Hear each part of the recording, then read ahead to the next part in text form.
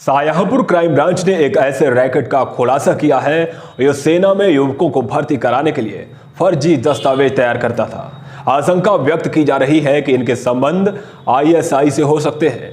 Crime branch ने एक पूर्व सैनिक समेत 5 लोगों को गिरफ्तार किया है, जिनमें थाने का एक सिपाही भी शामिल है। पकड़े गए लोगों के पास से बड़ी तादाद में सरकारी अधिकारियों की मोहरें और अन्य दस्तावेज बरामद हुए हैं। फिलहाल जिला पुलिस के साथ साथ सेना की इंटेलिजेंस, आईबी सहित दूसरी खुफिया एजेंसियां भी पकड़े गए लोगों से पूछताछ कर रही हैं। पूरे मामले को सेना की सुरक्षा में सेंध करने के मामले से जोड़कर देखा जा रहा है। शाहजहांपुर क्राइम ब्रांच की गिरफ्त में खड़े ये 5 लोग सेना की सुरक्षा में सेंध करने के आरोपी हैं। 5 लोगों का एक ऐसा रैकेट है जो सेना में युवकों को भर्ती कराने के लिए फर्जी दस्तावेज तैयार करता था। पकड़ा गया मेरठ का रहने वाला सुरेश सोम भारतीय सेना का एक पूर्व सैनिक है, जो इस पूरे रैकेट का मास्टरमाइंड है। पुलिस अधिकारियों की माने तो खुफिया इनपुट के बाद पुलिस और क्राइम ब्रांच की टीम ने बंडा थाना क्षेत्र के एक मकान में छापेमारी की। यहां मौके से पूर्व सैनिक सुरेश सोम, हुकुम सिंह, परम सिंह, मुकेश कुमार और बंडा थाने के एक सिपाही मनवीर सिंह को गिरफ्तार किया। मौके से पुलिस ने बड़ी तादाद में प्रशासन के अफसरों की मोहरें बरामद की। इसके अलावा बड़ी तादाद में ऐसे दस्तावेज मिले हैं जो सेना में भर्ती कराने के लिए युवाओं को बनाकर दिए जाते थे। ये एक बहुत बड़ा स्कैम है ये जो जिसका भंडाफोड़ हुआ है। ये आर्मी रिक्रूटमेंट से संबंधित है और इसमें जो कैंडिडेट्स थे जो सिलेक्ट हो गए वो अपने फर्जी नाम पते पर यहाँ जनपद शाहजहांपुर का, और इसके बाद ये भी मालूम चल रहा है कि इसमें बरेली, पीलीभीत, बदायूं, इन पतों पर अपना फर्जी अभिलेख बनाकर ये आर्मी में रिक्रूट हो गए। ये खुला यूँ कि जब इसकी वेरिफिकेशन आती है पुलिस में, once they are already selected, उसके बाद फिर फाइनल वेरिफिकेशन के लिए पुलिस के पास आता है। जब ये वेरिफिकेशन के लिए आया तो इसमें कुछ एक कैंडिडेट का पहले डाउट हुआ कि क्या है, कैसे है। तो उसके बाद जो पता उसने दिया था, ये लगा कि उस पर पता कराया जाए। तब तक हमारी एसओजी की टीम भी इस पर काम कर रही थी। तो उसको भी इनपुट मिला कि वहाँ थाना बंडा क्षेत्र में, बंडा कस्बे में ही एक कॉलोनी में एक मकान जिसका पता इन लोगों ने दिया है, वहाँ पे ये सारे लोग इकट्ठा हैं। वहाँ पे रेड हुई। रेड होने पे ये पकड़े गए। इनमें से 4 लोग प्रमुख रूप से वहाँ पकड़े गए जो जिनके घर के लोग ऑलरेडी आर्मी में रिक्रूटेड थे, और इसके अलावा एक व्यक्ति ऐसा था जिसके पास से फर्जी मोहरें वगैरह बरामद हुई। ये सिस्टम ऐसा था इनका कि ये करते क्या हैं कि पहले जहाँ के ये रहने वाले, अधिकतर ये सारे लोग जो अब तक समझ में आ रही है बात, ये सारे लोग वेस्टर्न यूपी के हैं।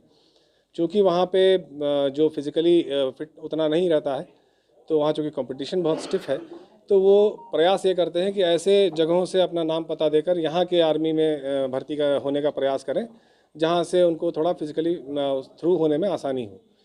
तो इस लिहाज से इन्होंने इस एरिया को चुना। इसके बाद फिर ये जब पहले बार फर्स्ट फेज़ में जब ये जाते हैं तो उस वक्त जो डॉक्यूमेंट वेरिफिकेशन होती है तो उसके सारे मोहर ये फर्जी लगवा लेते हैं, और इसमें एनीवेयर बिटवीन 1 लाख से लेके और 5-6 लाख तक की इनकी वो है। जो कराता था उसका नाम वही सुरेश खेड़ा है जिसने ये चीज़ें कराई, और उसके पास से ये मोहरें बरामद हुई। तो वो पहले ये करा देते हैं। कराने के बाद जब ये सब इनका मेडिकल तक का ठेका उनके पास रहता है कि जब वो थ्रू हो जाता है, ऐसे कैंडिडेट्स वो पहले चूज़ कर लेता है जो वो जानता है कि ये हो जाएंगे। तो उसके बाद फिर यहाँ के पतों पर वो करा देता है। कराने के बाद जब उनकी रिक्रूटमेंट हो जाती है, उसके बाद पुलिस वेरिफिकेशन के लिए जब आता है तो यहाँ थानों से ये प्रयास करते हैं किसी न किसी को अपने लूप में लेके और उसका वेरिफिकेशन फर्जी तरीके से करा लिया जाए। तो उसी सिलसिले में जब ये जानकारी हुई कि इसमें एक सिपाही है जो थाना बंडा पोस्टेड है, मनवीर नाम है उसका, उसको 52,000 रुपये दिए गए थे, जिसमें 42,000 रुपये कैश में दिए गए और 10,000 रुपये जीपे किए गए उसके भाई के नंबर पे। तो उसकी एक डिजिटल एविडेंस मिल गई। इस आधार पे उसकी भी गिरफ्तारी हुई है, उस सिपाही की भी, और इसके खिलाफ करप्शन एक्ट के मुकदमे लिखे गए हैं। और आज उसको बरेली में जो माननीय न्यायालय है उसके समक्ष, सक्षम न्यायालय के समक्ष प्रस्तुत किया जा रहा है। सबसे जो गंभीर बात इसमें यह है कि जब ये चीज़ मालूम चली तो हमारे जो एमआई के लोग हैं, मिलिट्री इंटेलिजेंस के लोग हैं, उन्होंने भी इसमें बहुत ही महत्वपूर्ण भूमिका इसमें निभाई। उनके द्वारा भी ये सारी चीज़ें देखी गई ये जो पेपर्स थे उनके पास से जो फर्जी कागजात मिले हैं, तमाम निवास प्रमाण पत्र हैं, मार्कशीट्स हैं, आधार कार्ड्स हैं, तो ये सारे बहुत सारे फेक डॉक्यूमेंट्स मिले। तो उसका भी बहुत गहनता से हमारे एमआई के लोगों ने भी इसका वो किया। उसके बाद फिर सीआईओ के लोग भी आए थे यहाँ, वो भी यहाँ पे उस इंटरोगेशन में शामिल हुए, हमारे एलआई के लोग थे। तो ये बहुत एक डिटेल इंटरोगेशन हुई इनकी। इसके आधार में बहुत से तथ्य ऐसे प्रकाश में आए हैं जिससे ऐसा लगता है कि ये बहुत बड़े स्तर पे एक स्कैम है। और हम लोग अपने जनपद में 1 जनवरी 2019 से लेकर अब तक जितने भी आर्मी वेरिफिकेशन के कागजात आए हैं उन सब को वेरीफाई करा रहे हैं। और हमारे डीआईजी रेंज साहब ने भी अपने पूरे रेंज में इसको करा रखा है। जब उनको ये सूचना रात में दी गई कि ऐसी ऐसी बात है, तो उन्होंने भी आदेश कर दिया है कि अपने पूरे रेंज में जितने भी इस तरह के आर्मी वेरिफिकेशन के कागजात आए हों, जिनका वेरीफाई होकर चले गए हों, तो उस पर पूरी जांच दोबारा करा रहे हैं। और हमें पूरी उम्मीद है कि इसमें और बहुत से ऐसे लोग निकलेंगे जिन्होंने फर्जी अपने नाम पते पर आर्मी में जगह पा ली। इस बात की आशंका व्यक्त की जा रही है कि पकड़े गए लोगों के संबंध आईएसआई और दूसरी देश विरोधी ताकतों से हो सकते हैं। पकड़े गए 5 लोग अब तक 1.5 दर्जन से ज्यादा युवकों को फर्जी दस्तावेजों के आधार पर नौकरी दिलवा चुके हैं, जिसे सेना की सुरक्षा में सेंध लगाने से जोड़कर देखा जा रहा है। पकड़े गए लोगों से पूछताछ के लिए मिलिट्री इंटेलिजेंस की टीम, आईबी टीम और दूसरी खुफिया एजेंसियां भी पूछताछ कर रही हैं।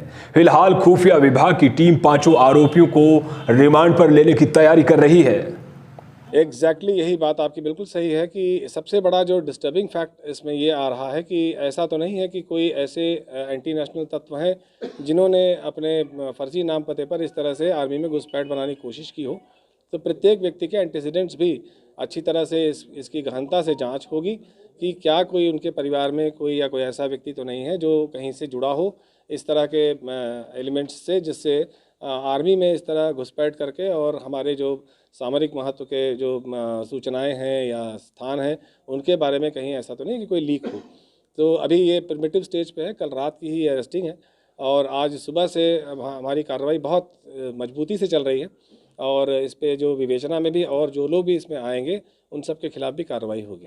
लेकिन प्राइमरीली जो आदमी इसमें जो मेन रोल में है वो अभी तक की जो जानकारी है उसमें सुरेश खेड़ा है।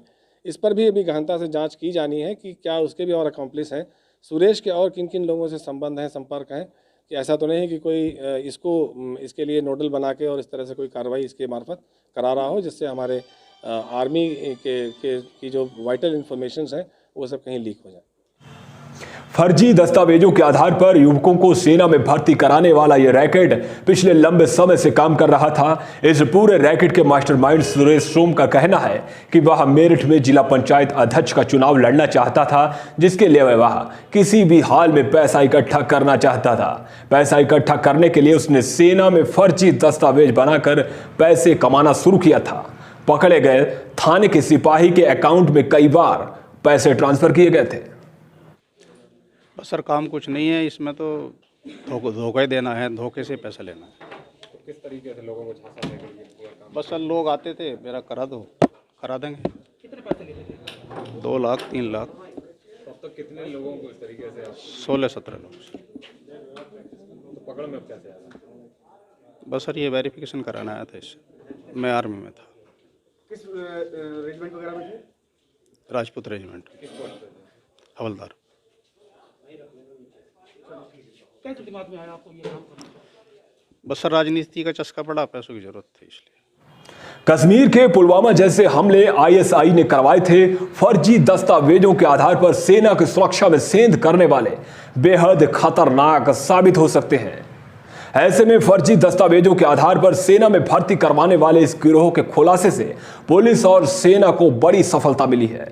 फिलहाल खुफिया विभाग अब इस बात की जांच कर रहा है कि फर्जी दस्तावेजों के आधार पर किन किन युवकों को सेना में भर्ती करा गया है।